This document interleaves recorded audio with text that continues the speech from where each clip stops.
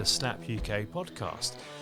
It's been 3 weeks since I've last been on it, and I almost forgot what we're called. Anyway, we've had a complete change of cast, well, almost complete change of cast. John, Griff, and myself, Jimmy G, is still here.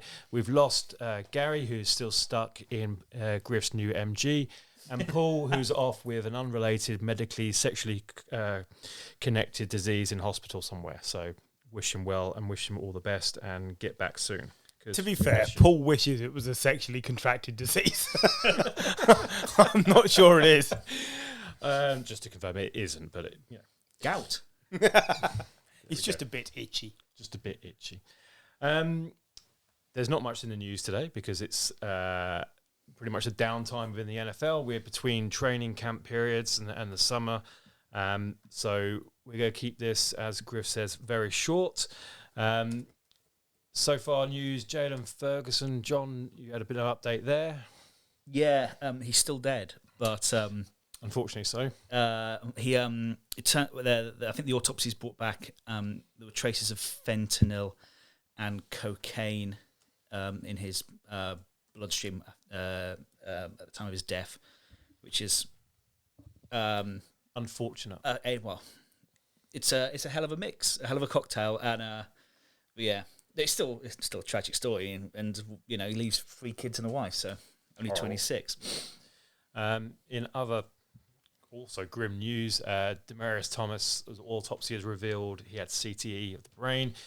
Obviously, concussions, a big thing in the NFL, something they're trying to eradicate the effect of concussions. Mostly this has been seen in previously within defensive linemen and offensive linemen. There's no doubt it probably does exist no matter where you play on the field, but I think as far as I know, this is the first kind of wide receiver or skill position that there's been a kind of a positive case. I think it's only time will tell. We're going to see a lot more of this, unfortunately, as the game goes on, unless there's dramatic improvements in injuries to the head. Yeah, I'll say to you guys before we recorded, Gronk has at points he said he had CTE, and then he cured it. So they just need to have a word with Gronk because apparently he's. If anyone could stiff arm CTE, it would be Gronk. I mean, why would you doubt the man? I mean, because he's an idiot mainly, but yeah, you can tell him. Yeah, maybe from far away, he'd still catch me. There's going to be 80% of players when they chop them open after they pass away at whatever point in their lives are going to have. Yeah. Chronic traumatic encephalopathy. I'm not going to go there. Yeah. I mean, fair play to you for doing it. I've tackled it. Because did you get it? I did. That is correct. Because it's just symptomatic of playing the game. No one forces you to play. So whilst it's obviously a bit of a rough side effect, if you don't want it, don't play. Completely agree. I do wonder, thinking about other sports where there are kind of impacts to the head. I was at my son's five-a-side football tournament, and I shouted for one of the defenders to head the ball away, and got promptly told that they weren't allowed to head the ball anymore because it could injure kids' brains. Apparently, and I've been heading the ball for the last 30 years, and I'm completely fine. Wibble.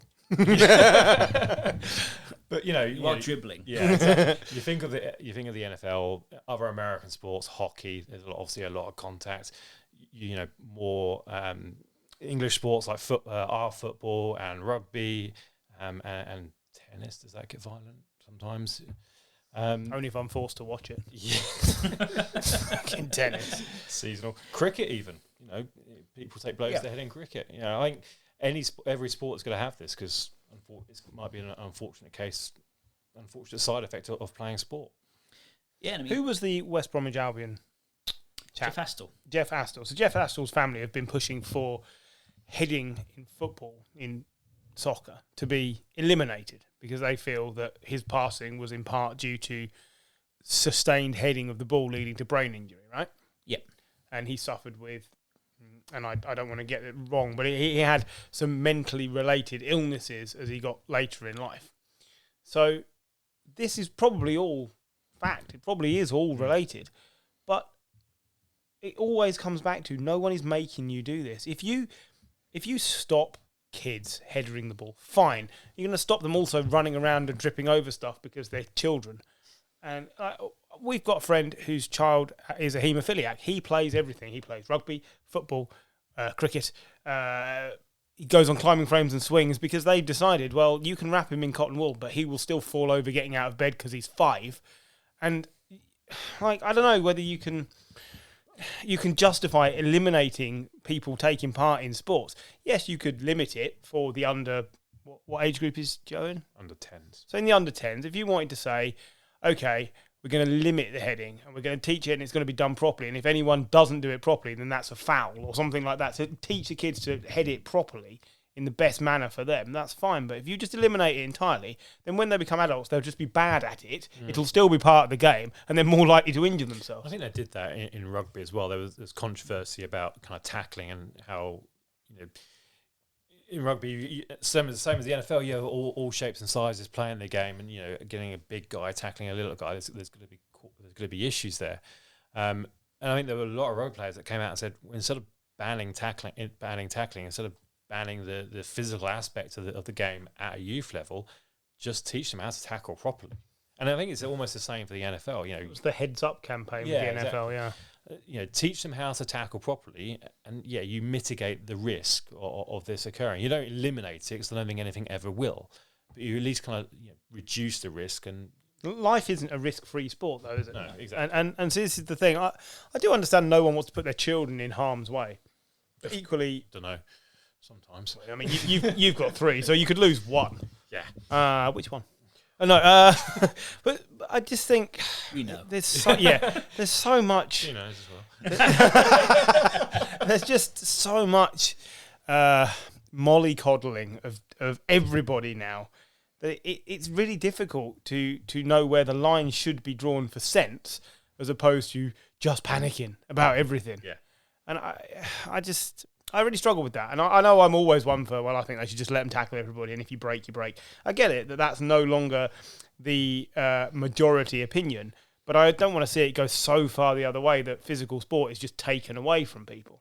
That would be a very sad state of affairs. 100%. Wearing helmets is sensible. They never used to wear helmets. It's the same in cricket. They never used to wear helmets. Now, the wearing of helmets, I believe, is mandatory. Yes. It's supposed to be mandatory at club level, and I still don't wear mine when I go out to bat because I don't like them.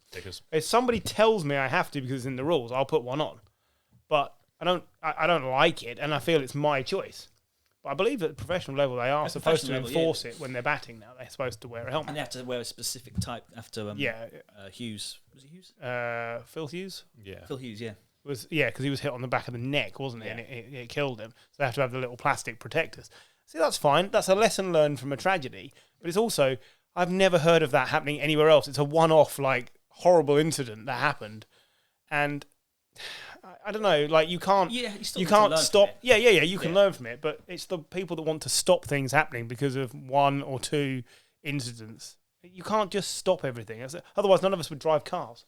I'm up for the non-heading in youth football because actually I think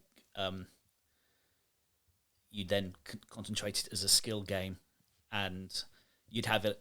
Football becomes like touch American football, and it's flag football. And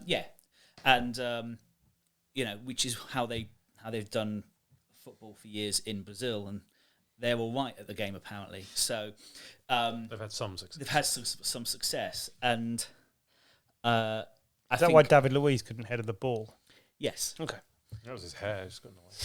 I don't have that problem. But yeah, it's I think at youth level, I think there's ways it probably could be done, but especially for the players who are probably retiring now have probably come through a school of hard knocks type youth level, which maybe we're not seeing how if that's going to change how our defenders and how the offensive line and nose tackle come through. Are we going to just start seeing less skilled people because they're not getting the practices at a young age? I don't know. That's something to see. But I think there's a conversation to be had. I think we just had it. And but I don't think But is it not part of the wider conversation of the overall treatment in most sports of young players now, whereby they're basically given money far too early and completely shielded from all the bad things that they used to have to go through? To do with anything to. I mean, the money's. It's the end goal. Oh, yeah, but I think in terms of like eliminating head injuries, I think we're talking junior school and sort of pee-wee level, where high school and college, where the money comes in. So I think but it's pervasive. Once you stop doing something at one level, people will say, yeah, but then you don't want to do it there, and you don't want to do it there, and so you have to just decide we are doing it or we're not doing it. That's what I otherwise it just grows throughout, and you get this spread of, I don't know, something you don't want, basically, if you want it to remain a physical sport. It's almost like you're taking a risk to go too far the other way, and you're eliminating the things that people enjoy. I never understood why they eliminated players leaping the line trying to block a field goal. I still don't get that. I don't understand how that's. They said it was to prevent injury. Yeah. But the only person who's going to get injured in that scenario is the guy who's doing the leaping. Apparently it was bad for the centres. Because they'd jump over the centre. But as long as you don't make contact, I couldn't see what the problem was. But in the end, they just eliminated full stop. I think it's because someone did make contact, isn't it? A couple of guys jumping the line did make contact with the centre's head. And I think you're just looking at it thinking, that's just you look at the Phil Hughes thing, you think one's going to go wrong and that's a broken neck. But I do miss it because I think it was the most entertaining thing of some games. See, then that comes down to me. If someone offered you $10 million for a 0.5% chance that you might break your neck in the next 5 years, would you take it? Probably, yeah. And as would I. Probably, yeah. And so that's what I mean. It goes right back to the beginning where I said nobody's forcing these people to take part. If the players are happy with certain things, but they should be allowed. The rules. The guys who make the rules are going to be here 0.5% of a £1 billion lawsuit. They're going to go, I want to. And this is why I say players, when they sign up, should sign a thing saying, I want to be taken care of this, this, and this, but I agree that if I sustain an injury in normal mode of play, then that's just part of the risk for being compensated so heavily. That I don't understand why we have to just eliminate things rather than just agree that this is how it is. Just accept the risk. Legally. Cool. Yeah. Right. And they said there was nothing to talk about on today's podcast. I went off at a tangent. All good. Carrying on the topic of physical contact, there's no news on Deshaun Watson. Still, it's the hearing's finished, isn't it? The 3-day hearing. It's now finished. We're waiting for. There's plenty to react to, but probably next week. The main thing here is we were saying before we started, it's finished. We're going to wait and see what happens, and then Jim said, "Well, there'll be all the appeals and things. If he gets a year or less, there will be no appeal." I think the NFL might appeal. Bear in mind, so the way it's working is this judge they've got, she is going to effectively come with a verdict, right? Whether he's going against the personal conduct rules or not, and then it's up to Roger Goodell and the NFL to decide what the punishment's going to be. Is it going to be 6 games? Is it going to be 8 games? Is it going to be a year, 2 years, unsuspended? He has to reapply to enter the league, like Josh Gordon did a number of times. And I think at that point, one or t'other, be it the NFLPA or some other kind of union or whatever, are going to appeal. And that's not discounting the fact that there might be another person that comes out and goes, hang on, he did this to me, because apparently there's 66 of them and only 24 of them have filed a complaint. So it's still even after this verdict is made, there's still going to be so much conjecture. Do you not think in the background, though, the Browns, the NFL, the Players Association, all these things, they've all spoken to each other and decided what it should probably be already? I would like to think so. There will be some sort of collusion. And it will probably be, I mean, just looking at the way his contract is structured, it tells you he's probably getting suspended for this year. I think the fact that there are 3 owners who have been connected with similar charges who have basically got off scot-free, I think that plays into Deshaun Watson's hand in terms of like, well, you didn't punish them, why are you punishing me? And at that point, the NFL has to go, yeah. Because the NFL is the owners, effectively. You look at the Ray Rice suspension, Big Ben. Yep. I mean, they're all smaller numbers, but still, like, Big Ben got 2 games. I think Ray Rice then got 2 games. It cost him, his career went, but it cost him 2 games. Like I think the Browns have to hope the NFL aren't going to make him the scapegoat for their own previous poor choices. That's what they're. But I imagine I'm with Griff. I think there's probably collusion, and you look at the contract. It seems to say he's not there next year. You're watching 17 games of Jacoby Brissett. Yes. Please, every Brown supporter. Oh man, I want him. I want him first week, like not injured, but something. And they have to just push Baker onto the pitch. you want that doctor that sorted out Tyrod Taylor to come in and just give him an injection, and then Baker's got to play. Baker's even turns up. He's not. I mean, you turn up just for the 19-odd million. Well, he'll do the bare minimum, whatever it is, so it counts as a year, and he gets his money. And then he buggers off. Just stand there and throw interceptions to the other team. Switchman didn't have last Exactly. just standing in the GM's office booing him. Brilliant. That's most of the news. I can't think of anything else. So we've got 2 topics to cover. One sprouting from last week's podcast where nobody knew anything about the upcoming players for the 2023 draft. I've done a bit of homework and read a bit and watched a bit. I'd like to point out I wasn't there for last week's podcast, but Jim, this is because most of us only just processed this year's draft. Oh yeah, but now's the time to move on to next year's draft. It's been and gone. Move. Keep moving with the times, Griff. Live in the future, not the past. I'm very much. I'm more future based than Gary here. The day the draft ended, it was done to me. I'm moving on to 2023, and I was like, okay, yeah, that's great. Tell me more about Bryce Young. It's very short. I'm still celebrating this 199th pick. Brady looks like he might be quite good. Nah, never heard him. Never heard of him. So I took a look at who's potentially coming out in the draft next year, and also used the current Super Bowl odds from Vegas betting shops to kind of decide who would be picking first, second, third, all the way through to 32nd, taking into account the trades that have already occurred with various teams giving away first-round picks, including the 49ers, the Rams, and the Broncos, and the Eagles. No, the Eagles have got an extra one. The Saints gave away their extra first-round pick. So not so much delving into the players, but looking at kind of needs and kind of what might happen. I've got the Texans picking first, and I've got them selecting quarterback C.J. Stroud from Ohio State. So, I mean, before we actually start, there's probably a couple of things that I was going to mention. One is this is a draft class which seems to be defensive heavy again. Particularly on the defensive line, there are a lot of prospects that are very highly thought of. The National Football Scouting Association brought out their top 25 list earlier in the week, reported by Albert Breer, who leaked it or got hold of the list, which doesn't normally leave NFL teams, and it had 3 defensive linemen as their top 3 players. It's well documented that Will Anderson, defensive end from Alabama, and Jalen Carter, the defensive tackle from Georgia, are the top 2 players in next year's draft. Now, this could all change. Of the 32 players I've got picked, if I've got 10 of them right coming out of the draft next year, I will be mightily impressed. Because this time last year we were talking about Sam Howell and Spencer Rattler being the top 2 quarterbacks. One went in the 5th round, the other one had to move schools, so he got benched. So things change that quickly.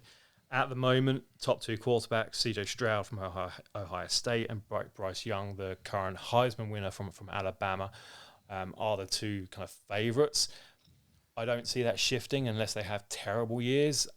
Could see another couple of quarterbacks kind of creeping into that territory, but for me, those 2 look pretty much nailed on. I've already found the 2 players Paul's most likely to enjoy. You're just looking at stupid names. Yeah. Is it Henry Tutu? No, it's Habakkuk Baldonado. Yes. I've got him in the 1st round. Awesome. And Keishon Booty. I've also got him in the 1st round. I just think that's how Paul picks his 1st round players.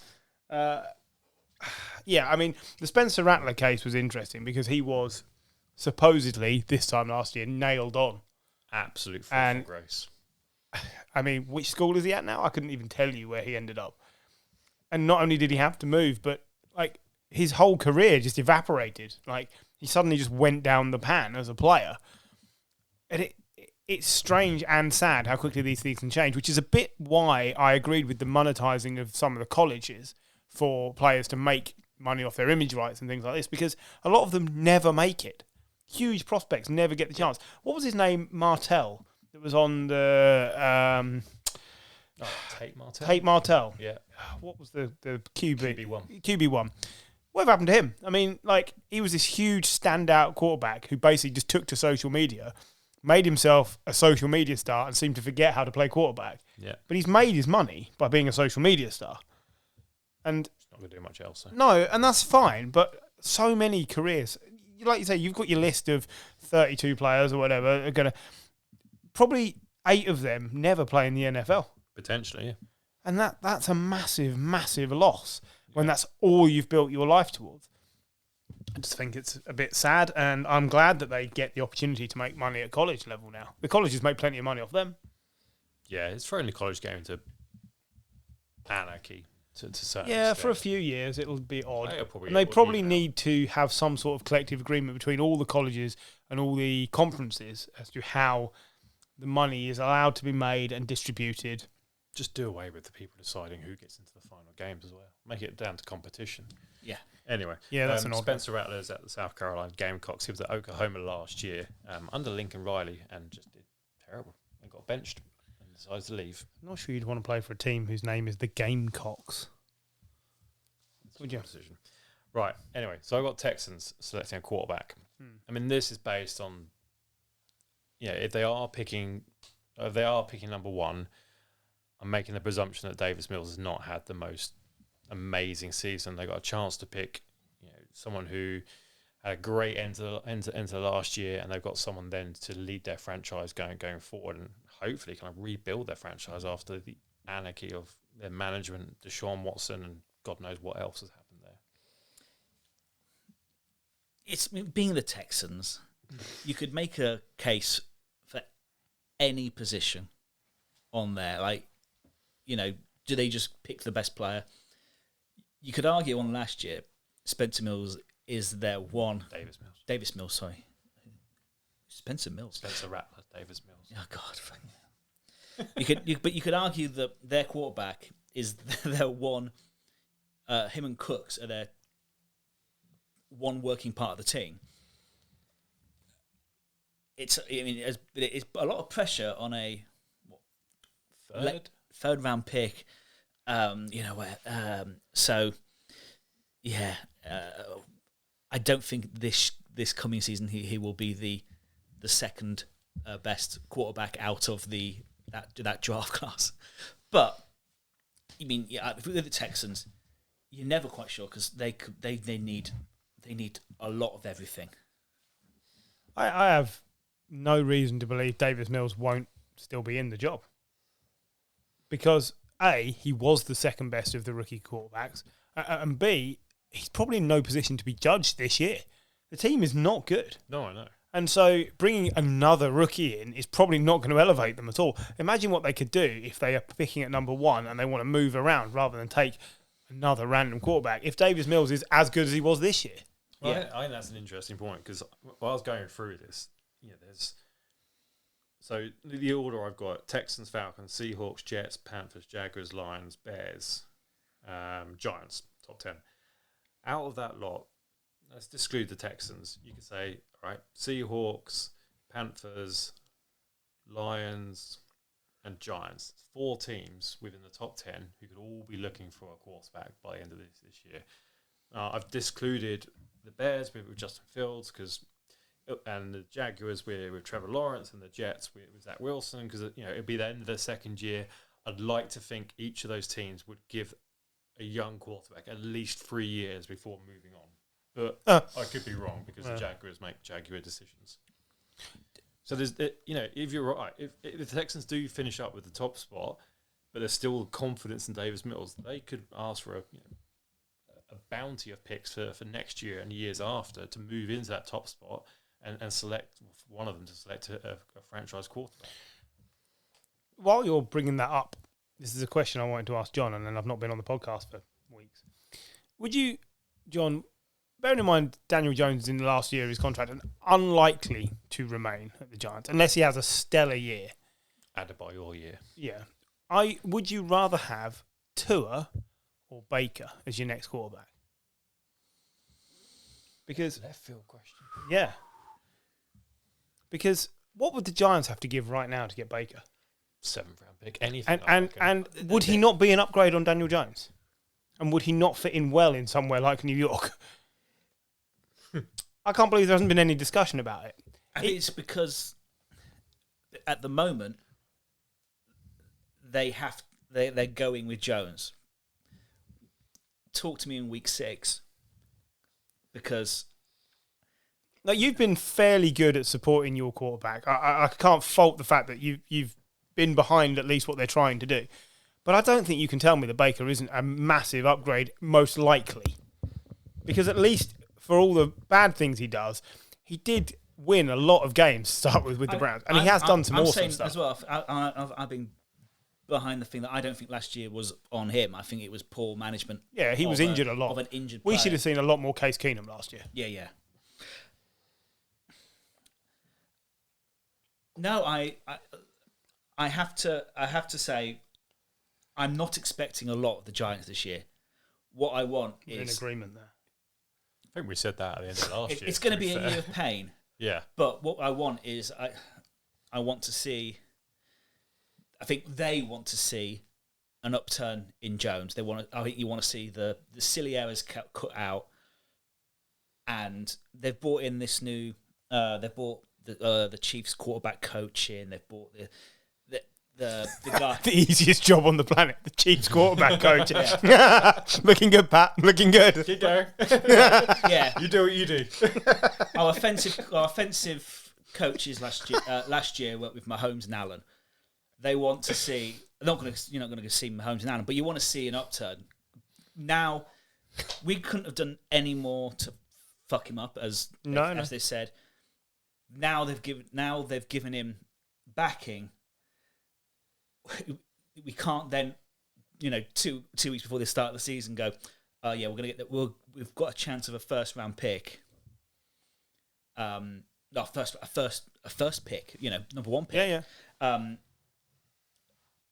So, and I do think he'll still be available, unless injuries. But yeah, I'd be willing to wait it out. I included Tua because I am still not sold on the fact that after week 6 he's starting for the Dolphins. If he has a bad start to the season, he is not starting for the Dolphins. But Who was the backup at Dolphins? Bridgewater. Thank you. yeah, and that is a problem. You've got a legit starting quarterback as backup. Yeah. So, and I think either of those players probably improves the Giants fairly quickly. Their defense is going to be good. So I just I'm a bit fed up with seeing John for 4 years have to go. Well, it's a rebuilding year. We're working on it because it's the same conversation. It is, and I just think there's options out there, or there will be very early in the season. And so whilst you're running through your list of who's going to be picking where, I like to just throw the free agents and the early trades in as well. I didn't mention Jimmy G deliberately because I think he's still at the Niners. I don't think Trey Lance is necessarily your starter. Well, I think if he's still at the Niners, that's one thing, but I don't think you can get him as cheaply as you could get Baker. No, definitely not. I honest to God think you could go in with a 6th, 7th round pick for Baker, and the Browns were like, yes, please, thank you. No one's going to give it him. No, exactly, because they're all waiting for him to be dropped. Yeah, he's going to be dropped. But if you've got an injury to your starting quarterback, and it's a choice between giving a 6th or 7th round pick for Baker or a 2nd for Jimmy G. Yeah, you go for Baker. And Jimmy G, who's more expensive contract-wise, I think you go Baker all day, twice If I a were the Sunday. Giants, I'd just go to the Browns and say, you can have Daniel Jones, we'll take Baker, and then you've got Jacoby Brissett and Daniel Jones for if Watson isn't available, which we don't think he will be. Which would be a really decent pair of players to have as your backups. And then the Giants have improved as well. It just strikes me as an odd deal to not have been done. The more I was thinking about it over the last couple of weeks, why has Baker not been linked to the Giants? He would fit in beautifully there, and he would definitely improve your team. I think I think what you're seeing is a new head coach and a new GM who wants us. They've got a thing and they want to try it. That's what you're seeing.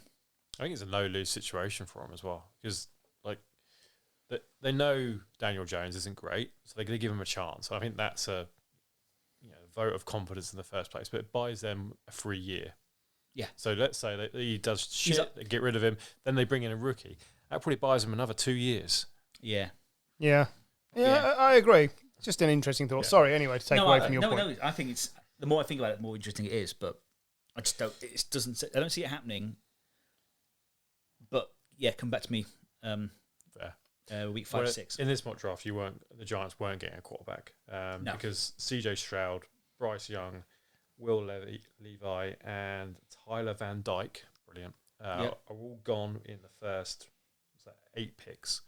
So I had Texans taking a quarterback, as we mentioned, the Seahawks taking Bryce Young, the Panthers taking Will Levi, and then the Lions taking Tyler Van Dyke. Now, those last two probably haven't had as much hype about them, but in terms of their tools, their ability to throw the ball, the ability to run, their athletic tools are almost better than Bryce Young. What Bryce Young has going for him is just the production at Alabama. He hasn't got great arm strength. He's not very tall. He's shade under 6 foot, and he's a little bit slimmer than what Kyler Murray was. So, all these things come into account when it comes to the draft. But he's got unbelievable production. But it's at Alabama, referring to players like Jameson Williams and John Mechie, who's gone in the draft. Other wide receivers who will undoubtedly go high in the draft next year as well. Will Anderson, the first defensive player, comes off the board for the Falcons, number 2 pick. Probably one of the best players. I saw a comparison that he is like Von Miller on the defensive end. So that's a pretty good likeness to have. And if you ever watched any of the Alabama tape, he looked awesome last year, and he's only going to look awesome again this year. Bryce Young, I mentioned, at the Seahawks. That's almost a like-for-like replacement for Russell Wilson, because I don't think Drew Lock's going to do anything there. And then Jalen... Neither does the US Open. No. Yes. And Jalen Carter, the defensive tackle, going to the Jets as the 4th pick. 4th? 4? Yep, 4th pick. So that's kind of following on to what the 49ers did in terms of building that defensive line depth. This is based on Robert Saleh still being there. I think probably that's a question mark given how bad the first season was. It's a question mark, but I think give him time. I completely agree. You keep getting rid of coaches, and it's got you here. Not good. Yeah, you're not going to get any further. Jackson Smith-Njigba, the wide receiver out of Ohio State. He probably would have gotten high in the first round this year. I've got him going to the Jaguars to give Trevor Lawrence some weapons. Keyshawn Booty, another wide receiver, going to the Bears to work with Justin Fields. Miles Murphy going to the Giants, defensive end out of Clemson. Pair him with Thibodeau. You've got an amazing 1-2 counter punch on either end. And then rounding up, that rounds up the top 10. Because then the 11th, I've got Steelers picking, and they go with a cornerback. I know this is based on odds. I don't see the Steelers picking in the top 20. I think they're back. You do? Yeah. Even with a ropey quarterback, I still think a ropey quarterback is better than a very static fat guy. I absolutely think that the quarterback situation is better than they've just had. I agree. I think he could be on for a comeback year. Yeah. I don't have a problem with that. He's been to the playoffs before, twice. And with a worse coach than Tomlin. At the Bears, he had a great defense when he got to the playoffs. He had a great defense, and remember, he was a double doink away from being in the fucking championship game. Oh, Cody Parkey. I'm not saying Mitch is good, or great. I'm saying better than Ben was last year. Better than Ben was, and the coaching situation is the best one he will have had. Yeah, undeniably. I think certainly as a starter, anyway. Yeah, Steelers have got one of the best coaching and front offices in the league. Probably the best front office in the league. Yeah. He could easily be comeback player of the year if they get a decent playoff run. He'll be up there for comeback player of the year. Yeah, it's entirely possible. Tough to disagree with that. Yeah. And don't forget as well, if Deshaun Watson does get suspended, suddenly there's not so much competition in the AFC North. Yes. Like the pathway opens. You get one less team. I Yeah, still think the Ravens and the Bengals are still. Yeah, of course. But whereas right now the Steelers are probably the worst team in the AFC North. Yeah, probably. Yeah. On paper. All of a sudden, yeah. there's a pathway. Yeah, absolutely. It's going to be a great division. Really, it's going to be great. Yeah, right. Notable other additions. I have the Patriots taking a tight end, Michael Mayer, out of Notre Dame. He's the latest tight end to be nicknamed Baby Gronk. Is this like something that's going to hang over players like... He's the next Tom Brady. No, but like in football, the new Maradona. Yeah. And there's a litany of new Maradonas from like Ortega, D'Alessandro, all these players that effectively just have whimpers of careers. This is where my interest in these mock drafts really struggles, because you have no idea if this guy's even going to have both his legs working by this time next year. That's a fair point. And I don't know, it feels like I'm as close to being picked for the Patriots as he is right now. Well, I'd probably disagree. Yeah, with that. but it's not that far a difference, is what I'm saying. Like, No, it's fair. Whilst I understand highlighting the players, I don't know. You've got like I would genuinely wager money with you if you want to try and decide how many of your 32 you can get correct.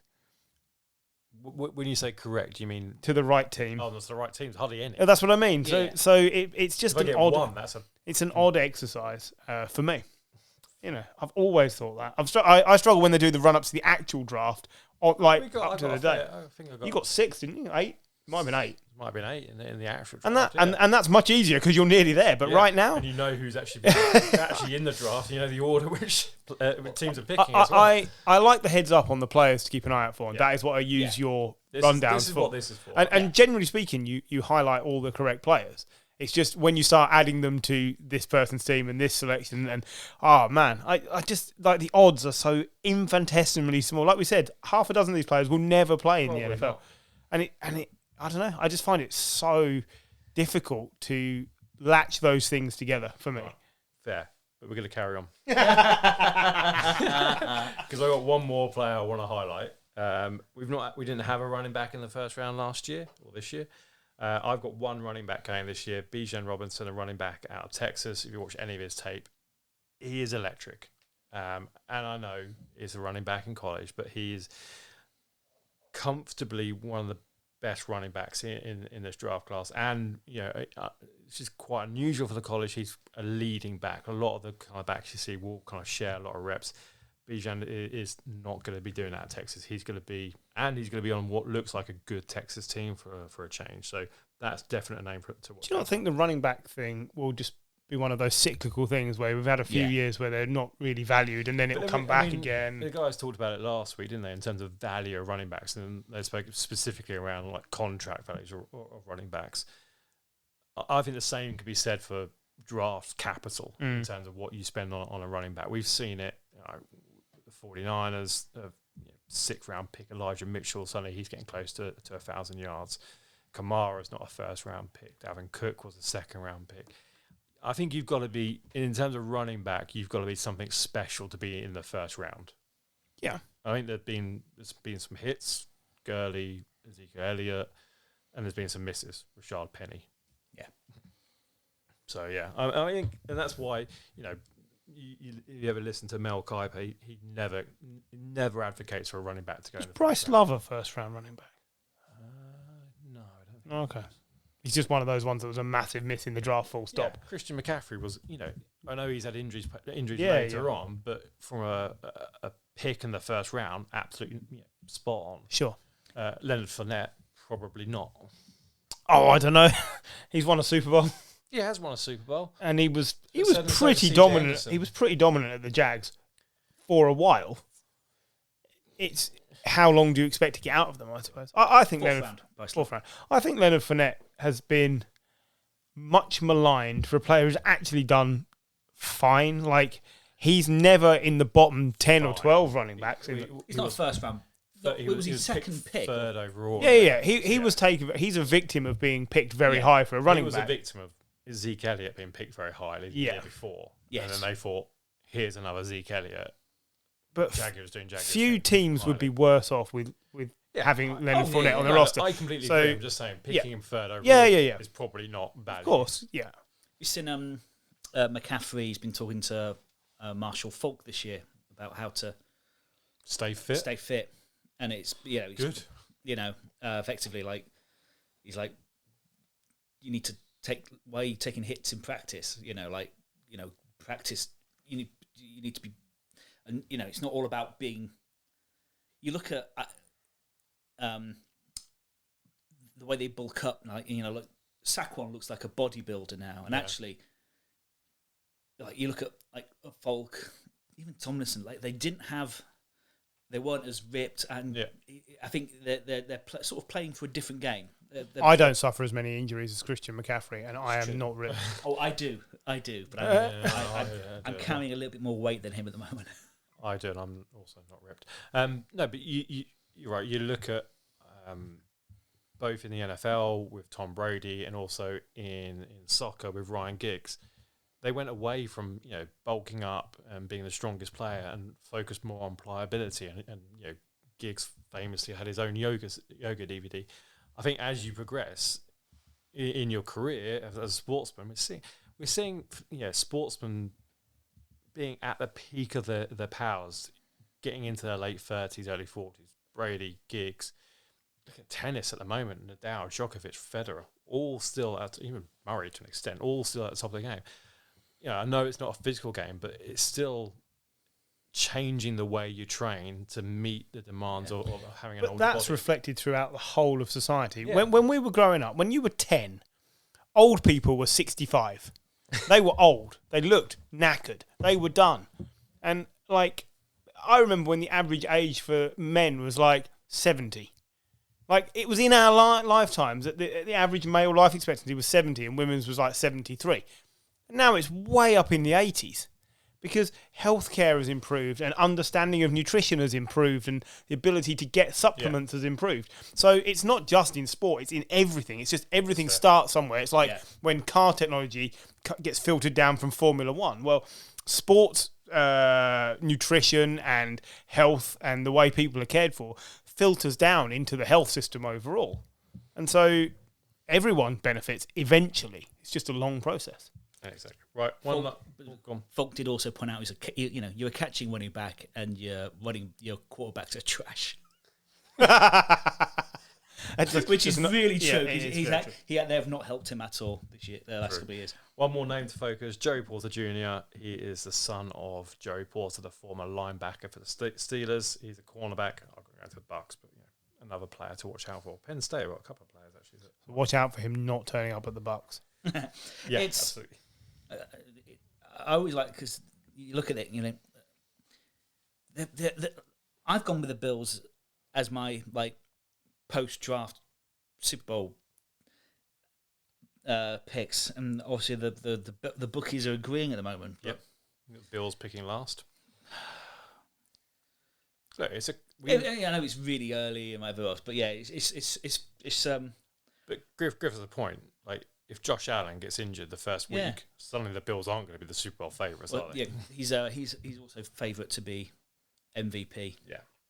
But yeah, I wonder how many times that actually comes to fruition, that a team at this point of the year that's favourite is actually the winner. I don't know the answer. I'm just wondering, like, the problem is the whole thing's been tainted by the fact that for years the Patriots were always a favourite and then they went and won it. But generally speaking, like... Yeah, but even so, I mean, it's been a good number of years since they repeated. They were the last team to repeat. Yeah. Early 2000s. I would say there were several years in the last decade where at this point in the season the Packers were the favourite. Yep. And it never happens. No, that's true. And then at times you've had the Steelers be the favourite because the defence was great. The Rams, eventually they won it, but they weren't the favourite before last season. No. And if you'd have told Unless you're anyone that the Bengals were getting to the final last year, they'd have laughed you out of your chair. And so, again, it's a bit like I was saying with the draft. It's really difficult to pinpoint at this time of year. The Bills, that team looks amazing. But it takes one injury or one double doink. And you're suddenly not there because the whole competition is so close. they've got a new offensive coordinator. if that doesn't, Yeah, we've it's true. seen them, It's a fair point. with a young quarterback still. If that doesn't gel, then He was he the quarterback's coach beforehand? I know he was definitely on. He Yeah. was definitely on He- the staff beforehand. So you'd think that there should be a smooth continuance, transition. Yeah, but that we transition have should be there. seen people come in, and it does go wrong. So there's lots that can go wrong. Well, But yeah, after Griff shitting over that segment for the last half hour, we should take a break. Right, welcome back to the second half with the King of Conjecture next to me. So this half, we're going to go back. Is that to, me? No, you're opposite me. oh yeah. Next Sorry. to opposite. We're technically a triangle, so we're all next to an opposite, really. It's more opposite than next. Yeah. But no one wants to hear this. Right, little game for the second half. Little quiz. Just spark some debate. Series of questions I wrote. How many questions? So I'll go through a list of topics. We'll debate them, and Griff will play devil's advocate, and John will come up with a sensible answer, and I'll sit somewhere in the middle. You mean I won't be on the fence? I was going to say, John normally sits on the fence. All right, and John can sit on the fence. I'll go one side. Griff go the other side. Right, go on.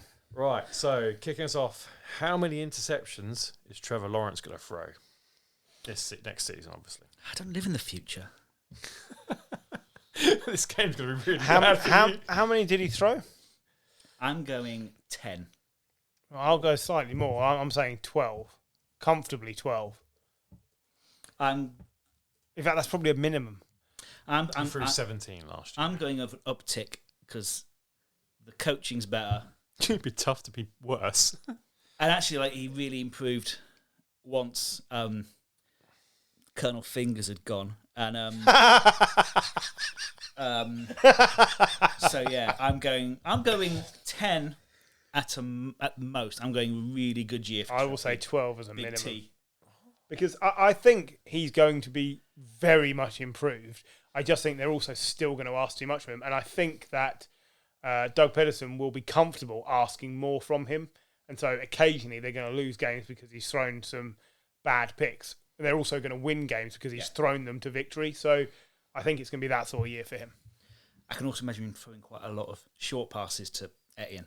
Yeah. So I think I think the cast around him are better this year than they were last year. They're so expected if you're starters. sitting in the middle, you're going 11. He could have had the cast of Glee around him this year, and it would have been better. I would actually go a few more. I'd say probably 14. Ooh. Less than last year, but I think You're in the middle. I am. I You're don't on the like fence. it. I don't like it. I think 10 or fence 12 is seems splintery. low. Cool. Good start. How many games is Drew Lock going to start? Shall I go first this time? Yeah. I will say 6 because I think Geno Smith is possibly the better quarterback. And I never thought I'd say that. The problem here is I still don't believe the Seahawks won't get someone else. I don't know who it's going to be. I don't know if it will be Baker. They've got Jacob Eason there as well. Yeah, I think there's every chance that more than 2 quarterbacks start games for the Seahawks this season. 100%. Drew Lock is a okay backup. He's not even one of the better backups. He's an okay backup. And do you know who else is an okay backup? Geno Smith. But Geno Smith actually did okay last year when he came in. He had some good chemistry with the wide receivers, and he wasn't as careless as he used to be. I think he's probably matured into his backup role. And I think right now he's probably the better quarterback. So if I'm only assuming the 2 of them are starting, I'll say Lock's only starting 6 games at most. 9, just over 50%. I think he's going to start all 17. I think the season's going to be. I think this is a complete tanking season for the Seahawks, and they know it. They're going into a massive rebuild. I think at end of the year, Locke will go, Pete Carroll will go, the GM will go, and they'll just rip it all down and start again. I don't know why they didn't do it in the last year, but so. I think they're completely writing off this year. But then to assume that, you're assuming that Pete Carroll is going, but he's also on board with the tanking. He won't start a guy who's that bad if he knows he's getting I kicked don't out. think there's any difference between Drew Lock and Geno Smith. Geno Smith's fine, but I would rather go with Drew Lock than Geno Smith at this point. Yeah, but you've just said they're going to be tanking, and then Pete Carroll gets sacked. So why would Pete Carroll tank? I don't think they're deliberately tanking. I just think they're that bad that they're going to be tanking. No. But the roster's terrible. I think there's more chance that they start more than 2 quarterbacks than there is of Drew Lock starting all 17. Yeah, definitely. because he'll get injured because the offensive line's that bad. That's why I'm thinking I think it might that's be in and out. But I think whoever's under centre's got poison chalice. But Russell Wilson spent 10 years running away from danger. Drew Lock doesn't have the mobility that Russell Wilson has. Few people do. The fact that we're even discussing the Seahawks and their backups only quarterback room is incredible. Who did you say the third one is? Jacob Eason. Yeah, currently. I mean, there is a chance that he's even as good as those two. Yeah. I don't see what the Yeah, thing is with. absolutely. I've never seen the thing with Drew Lock. I don't get it. You're I right. don't know why he was considered as a potential starter in the first place, and I certainly don't see why they needed to take him there. I think Broncos were happy enough to see him go out the door. It at least gave the Seahawks a bit more quarterback depth after sending Russell Wilson away. I mean, yeah, I completely agree. I don't think he's any good. He's never any good with the Broncos, and that was a good in terms of in terms of ability of the offense. That was a good roster. Probably better than what the Seahawks. If you think about the quarterbacks we've named this evening, who are all average-ish starters or below, we've named Daniel Jones, Tua, Teddy Bridgewater, Mitch Trubisky. Jacoby Brissett, Mitch Trubisky, all of them better than what they've got at the Seahawks. Baker. Yeah. And so, Jimmy G. I just don't see what they're getting. And I think it's going to be a horrendous season for the Seahawks. All right, next one. How many sacks will Chase Young get this year? So his first year in the league, he had 7.5 sacks. Last year, he had 1.5 sacks in a real down year for where he'd come from, and being I think fairly dominant in his. I first think year. he's on the way up again. Yeah. I will say 8 sacks. 6. It's up, but I still don't think it'll be as good as his debut year. Yeah, The supporting cast isn't as good as his first year. There's not enough. There's a hell of a player there. It's just a shame it's at the whatever they're called. I think that defense is going to be on the field a lot, Yeah. and I think he's come through a very difficult season. And if he's got anything about him, he's come out the other side as a better player. So I'll say 8 sacks, but probably mostly in losing causes. Yeah. I would have gone similar to what he did in 2020 and 7. I'm in the middle. How many games will the New York Giants win? So do you want to walk through their schedule? Yeah, go through the schedule, and we'll just say win or lose. This is John's favourite game with his terrible team. Right, that's pre-season. We're not going to count that. Right, so they start off with the Ravens. Lose. Someone count this. Yeah. Yeah, go on. We can count to none so far. Yeah. Then they got the Browns. Well, that depends. Are we I'm gonna assuming say- Deshaun Watson will I'm be going to say out? he's out. In that case, I will say that the Giants win. Jets. Win.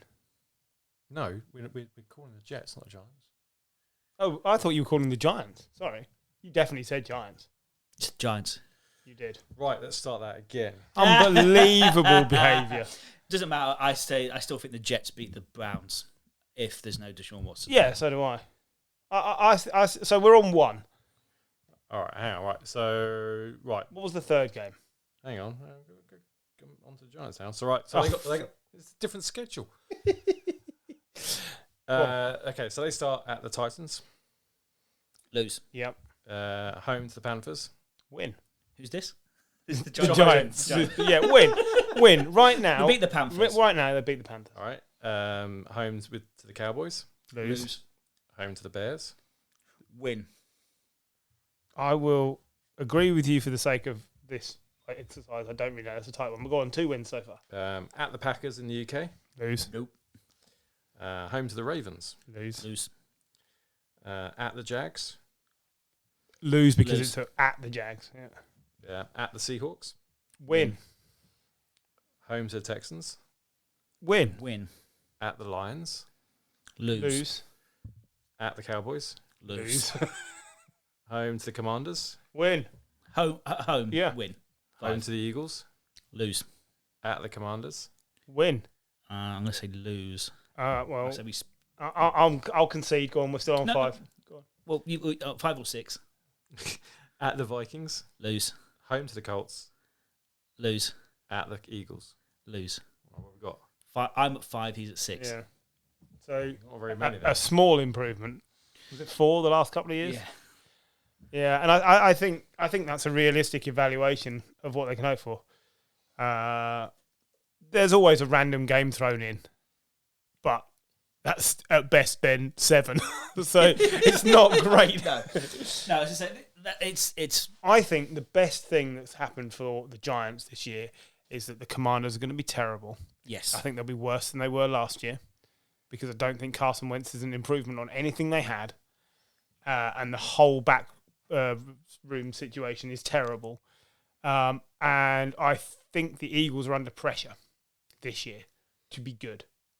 I think the Eagles could be good. I think they could be. Yeah, I think they could be really good, but I think they're under pressure. I think I think there's the expectation which isn't on the Giants, so that could have an effect. That is. They got to the playoffs last year under no expectation. Like people were that's what I saying, mean. they were That's true, a terrible team. Yeah. If the Cowboys, said they were if the Cowboys don't walk this division, something's gone wrong. I think the Eagles will be Well, second. I think we know what's gone wrong in Dallas. The coach, Yeah. yeah, still a strange one for me. Yeah, but 5 or 6. Did you want to do the Jets while you're there, or I don't? Because you definitely started us with the Giants. So. Yeah. I don't give a shit about the Jets. Right. Let's just do the Jets. Go on then, Ravens Ravens so lost. Ravens, Browns. win if they're playing against the Deshaun Watson-less Browns. Okay. It's at the Browns as well. That doesn't matter. Okay. Home to the Bengals. Lose, Lose. At the Steelers. Lose. Home to the Dolphins. win. Lose. They're at home. Okay, I'll go with the win. At the Packers. Lose, At the Broncos. lose, Home to the Patriots. lose, Home to the Bills. lose, At the Patriots. lose, Home to the Bears. Win. win, At the Vikings. lose, At the Bills. lose. Home to the Lions. Win. Oh, I'm going to say they'll lose that. I think the Lions are a better team. Okay. Home to the Jags. Lose. Lose, At the Seahawks. Win. win, At the Dolphins. Lose. 4. We've got 4. 4 each. It's great. It's going great guns in New York. What a pair of shithouse teams they are. No? That's dire, isn't it? No, I can't disagree. with any I of that. like. I mean, that's fair. What did Paul say that he thought the Jets would finish level or above the Patriots this year? Yeah. Hi, Paul. Is I this mean, the Bengals got to the Super Bowl last year. not a mental hospital he's in, is it? Stranger things. Cool. All right. Moving on. How many QBs will start a game for the Panthers? So their current quarterback room is Sam Darnold, Matt Corral, PJ Walker, and Davis Cheek. We'll start. Will start a So game. Darnold will start game 1. Really? But after that, it's anyone's guess. He will start game 2.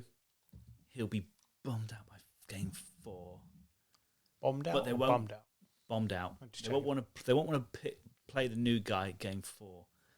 But you won't do want to they play bring PJ in- Walker. And so do they That is bring when in you a might- certain Baker? That's when you could imagine. Oh, I'd love to see a Baker, Darnold, fist fight for the, Where's he start- going with this? Scared. But no, like number 1 versus number 3 pick to start for the shitty Panthers. I don't think Baker would go there. No, Because He I won't think have a choice though. If he was traded, he won't have a choice. He hasn't got. He's a He'll be- rookie he'll- contract. He doesn't have a no contract clause. true. he'll be cut by then. I think it could be as high as 4 starters. Yeah, Just because injury seems to be a thing there. I mean, everyone seems to think Darnold will start in week 1, but I don't know why everyone's so convinced. He's not been any good. And also, Cam Newton wasn't any worse. Why has he been binned off? Like, they brought him back. he's a running back. Yeah. I get it. That he couldn't throw the ball, but Darnold did throw it better than him. and he ran very well, Yeah. but he didn't win many games. No. And he didn't look any better than he has Darnold's- done before. Yeah, Darnold started off the season pretty well. And He had the then just most rushing fell yards off for a cliff. quarterback Yeah. through the first 6 weeks. Yeah, absolutely fell off a cliff after week 5, I think. I'm going to say 4 quarterbacks start games for the Panthers. They are rudderless. I don't think that's an And I think, and I will also say Matt Rule gets sacked at the end of the year. Oh, his seat is on fire. Yeah, that leads us nicely on to the next question. Actually, is how many coaches will be sacked mid-season So not looking by the end of the year. 1. It's never that many. I think there are maybe a couple that could be in danger. If The ones that are in danger are all ones that are expected to do badly. So I don't think it would be a surprise to see them do badly. all right, so okay, we'll switch it around. How many by the end of the year? By the end of the year, At the end of the year or by the end of the year? Well, at the end of the year. Sorry. Well, so yeah, McCarthy, season's finished. You're not made the Kingsbury. playoffs. Kingsbury's gone for me. Because don't forget, DeAndre Hopkins is suspended the first 6 games. They are going to be behind in a competitive division. I think Cliff Clinkernuts is done. Cowell will be moved on. Yeah, I don't know whether that's sacked. All right, so let's say leaves. Yeah. So Carroll, Adapting all the time. dancing around this all the time. If the Jets are horrendous, Salah is gone. If they don't take a step forward, he will go because they can't afford to continue to be the worst team in that division. I both agree that they'll get rid of him. I don't agree it's the right thing to do. I don't necessarily agree it's the right thing to do, but I think they might do. That's 5. And there's bound to be 2 we haven't thought of, so I'll say 7. So who have we? So I'm just. I can see Raul, McCarthy, Kingsbury, Cowell, Carroll, Salah. and then another 2 random. and I could see someone like Ron Rivera going because nothing's working properly at the Commanders.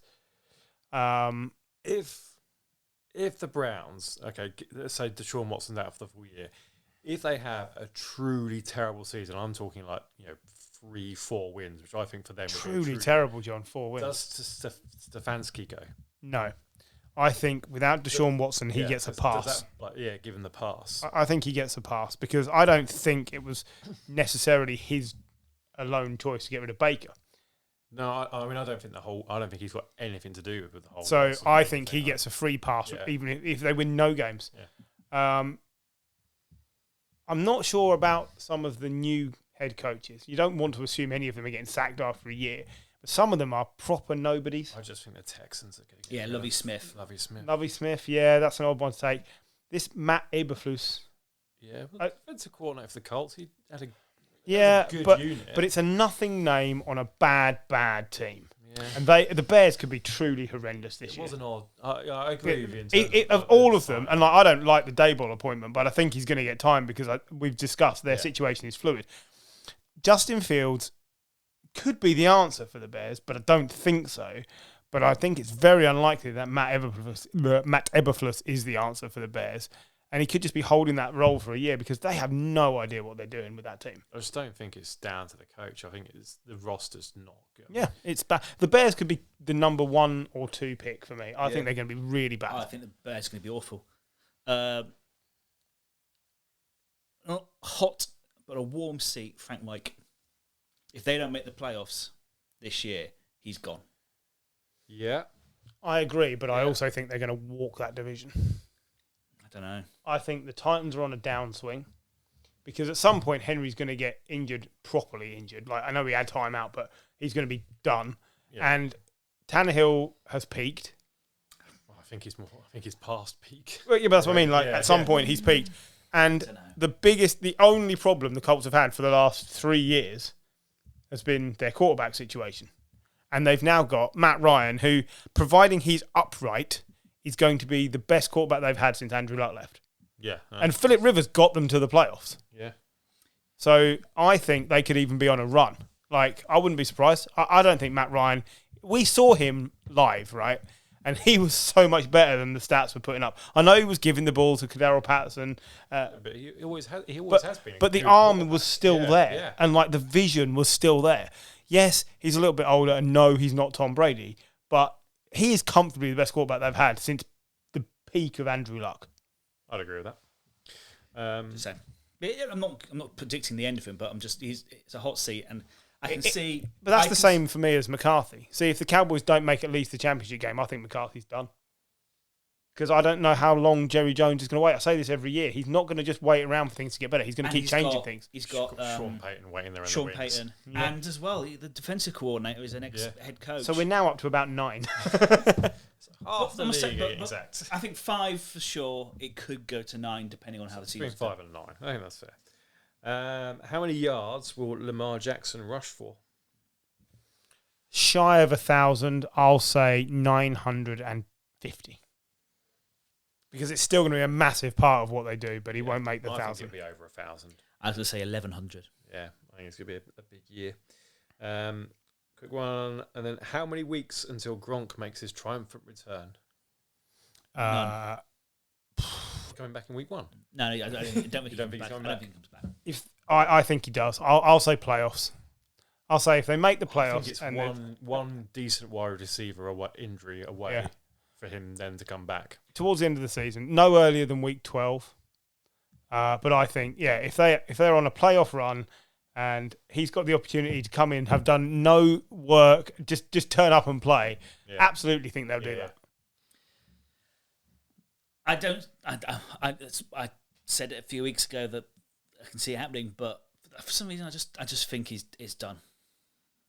I really hope it is. Yeah. Because So do I've loved watching him, and I've loved watching him play for the Bucks. I don't care.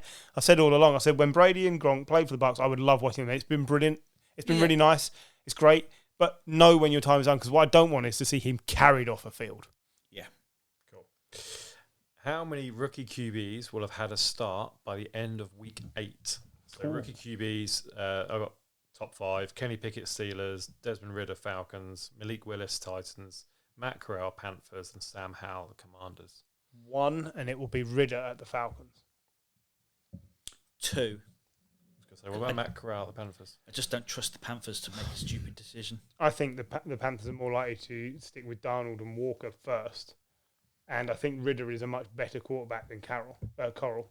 And so I think the Falcons will look, if Mariota has lost his first 4 or 5 starts, I think they'll say, well, Ridder's talented, let's get him in. Mm-hmm. Now, I don't necessarily think Mariota will lose, and I haven't looked at the schedule. I think there's a chance Mariota is good enough to win 6 games with the Falcons, and that's probably all they're expecting. But he's also the one with the best person behind him pushing him. I think the Steelers are keen for Kenny Pickett not to see the field. And I think, Sam Howell, the Commanders.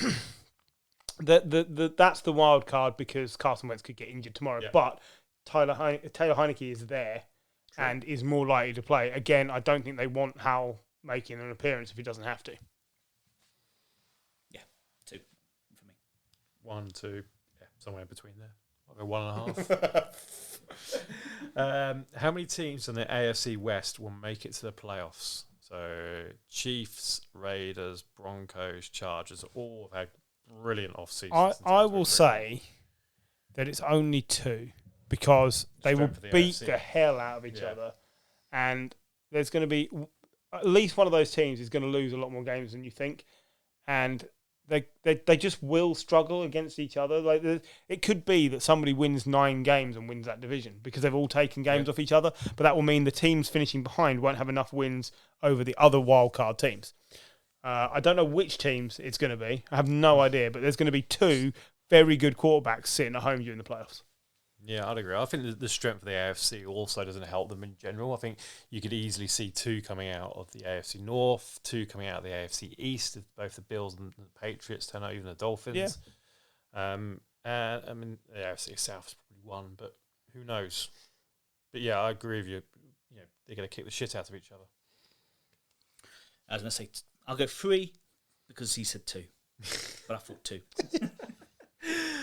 Off the back of last week's discussion, how many yards is Zeke Elliott going to rush for? 1,100. Big number.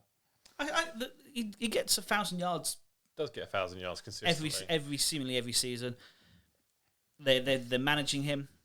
Pollard is a nice 1-2. I think he'll get pretty much the same as what he usually gets. I'm going 1,100 yards. Rushing? Yeah. Or combined? Rushing. No, I think for me this could be the year it starts to fall away. I'll say 800. I think he's going to have a bit of a bounce back. I hope so, because he needs it. I think it could be above. He wasn't bad last year, by the way. No, he just isn't the singular point of focus on that team anymore. The first 2-3 years, when he came into the league, he was so electric. Yeah. And last year, he's a good running back. It's just he isn't the Zeke Elliott that came in. You know, But I think they will manage him, and they will share. They've seen what Pollard can do. They will share the workload around, and they'll both end up with like 850 yards rushing. Yeah, I mean, And that ground attack will be brilliant, but neither of them will be the focus. I think one less target in terms of Amari Cooper as well on the receiving Yeah. end. I think that adds to that their combined workload. I think suddenly it becomes a bit more. How many touchdown catches will Allen Robinson score? That's a tough one because Yeah, of the I know. competition. Yeah. But I'm going to say Allen Robinson is better than we've seen anywhere that he's been. I'll say a minimum of 8 touchdowns. But that changes if Beckham comes back to the Rams, which is not guaranteed. If Beckham's there, then he gets the touchdowns, I think. They're more likely to lean that way. But at the moment, he's the number 2 receiver behind Cooper Kupp. Yep. And Cooper Kupp will be doubled, tripled. So I'll say Allen Robinson gets 8 touchdowns. 8 would be his best since 2015, when he got 14 for the Jags. I'm going to go 10. We have confidence in Allen Robinson. Allen Robinson I is a do. player. Great He's player. just Always had terrible He's quarterbacks. been surrounded by trash. You got 14 with fucking Bortles. Yeah. I'm going to go 28. Stafford is that much better Yeah, than he's- Bortles. 28. I agree. I think it's going to be 13. Nice. I'd love to see it. Yeah. I've been big on Robinson for years, but he's just ruined by the Bears. Slight left field. How many times will we lament the lack of a running game in Buffalo? So 17 weeks. We'll just say every week. Singletree turns up 3 games a season. I'm going to go 12. I'm not. I'm gonna make it much simpler. I'm gonna say once, and it's the time that Josh Allen finally gets his bell rung and misses some time because he's had to do the running. 'Cause he can't keep getting away with it. No. I agree with that. I don't think we are. I think they've made a couple of shrewd moves, and I think we saw Shrewd moves Shrewd with Jim moves. Green. So that's like a terrible radio know. show. I think the signing of Roger Saffold, the guard from the Titans, it was a sneaky good signing to improve that running game. Bringing in James Cook to back up Zach Moss and Devon Singletary, and they also brought in Duke Johnson as well. I think they've got a good stable of running backs. I think they might have turned it around. So I don't think we are. I think we're going to see a resurgence of the running game under whatever the new offensive coordinator is. I think it's going to be exactly the same as last year. I'm just going to slag off Boogie Basham. Is Defensive end. Just like his name. Boogie Basham. cool. Right, last question. How many guaranteed dollars will be included on Kyler Murray's next contract? Is that contract definitely with the Cardinals? I would say so, because what other choice have you got? Plenty. Baker. Better than come on, Kyler Murray's better than Baker. I'm not saying he's not better, but they don't like the fact that he's not mature and he's holding them to ransom. I don't think he is anymore. That's all gone a bit quiet, isn't it? Like, we've not really seen much of that. He's reinstated all of his stuff on social Is media. Kyler Murray that good? 231 million. So 1 million over Deshaun Watson. He will want to set the market. Is he, in terms, that's an interesting point. Is he a better quarterback than Deshaun Watson? He has more recency, but Yep. I would say Deshaun Watson the best of Deshaun Watson is much better than Kyler. I think Kyler Murray's overinflated as a quarterback. I don't think he's that great. I think Cliff is getting It's sacked. the only part of him that is over. I don't know. He has some stellar moments. He also doesn't seem to lead the team. I agree They with don't want to play for him. And they have been terrible in the second half of seasons. All they've needed to do is win one game. And he couldn't get them over the line at least twice. that. And went off and sulked as Yeah. So well. It's a bad look. maybe he gets a market-setting contract. If he does, I don't think it's with the Cardinals. I think it's more likely that he ends up under the Deshaun Watson, and it's 200 million guaranteed over so many years, and he'll have to accept it if he wants to stay there. And then it just depends whether he thinks he can get better somewhere else. I don't really get the Kyler Murray thing. I don't think he's that good. I don't think Cliff's that good. I don't think the Cardinals are that good. I think this could be a bad year for them. and that will then change it. What he's doing. So I mean, is he worth it? on No. the AFC question, I almost wrote how many teams in the NFC West are going to come out into the playoffs. Well, not the Seahawks. Not the Seahawks. So yeah, it's either. I mean, I would say it's between 2 and 3. I guarantee the Rams will get through. It's 2. It's 2 because it'll be the Rams and the Niners. It won't be the Cardinals. Not for me. You can't without Deshaun. Well, not Deshaun Watson. DeAndre Hopkins. Kyler's has been at times rubbish without him, and 6 games. That's a Yeah. lot of 6, time. That's yeah. a third of the season gone. Yeah. I think they'll be too far behind. Yes, a bit like I was saying earlier, with how bad other teams are going to be. They get a bit of a leg up on the fact that the Seahawks are going to be terrible, so it's not as competitive as it was last year. That's a long time to miss. The contract situation could be hanging over them. Cliff's situation could be hanging over them. I just don't see it for them this year. And I could be really, really wrong, and they might be 8-0. Like, was it last year they were 8-0 or 7-0? I don't know. Yeah, but then look at them. Fell apart. They lost 6 of the last 7 games or 6 of the last 8 games. I don't like, without DeAndre Hopkins, I don't like the wide receiver room. So you've got AJ Green, Marquise Brown, and Rondale Moore. Their next top 3 wide receivers. I mean, I like Rondale Moore, but I think AJ Green has been a brilliant wide receiver, but he's past his peak. I like Rondale Moore, but I'm not sure if he gets used properly. And Marcus Brown, I'm yet to be convinced. I mean, I think it's crazy that they traded a first-round pick for him. It's like I've said with other teams in the past. It's a lot of number 2s trying to be a number 1. Yeah. And that's fine, No, but not when your quarterback is that quarterback. I think the Marquise Brown trade shows you they're in on Kyler. I think it's I think 231 million. He'll want to be number 1. Yeah. And whether I agree with it, I like Kyler Murray.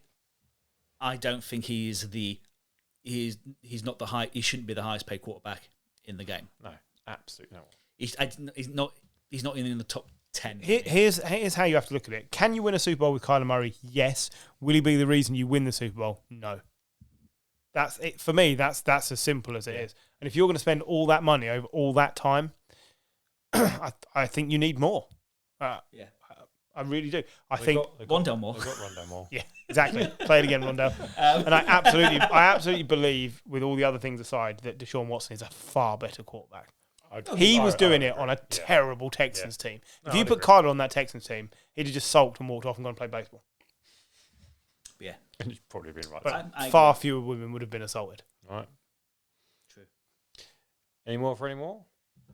No, not for me. Not for me. Cool. We'll call it a night then. Thank you, gentlemen, and we'll see you all next week.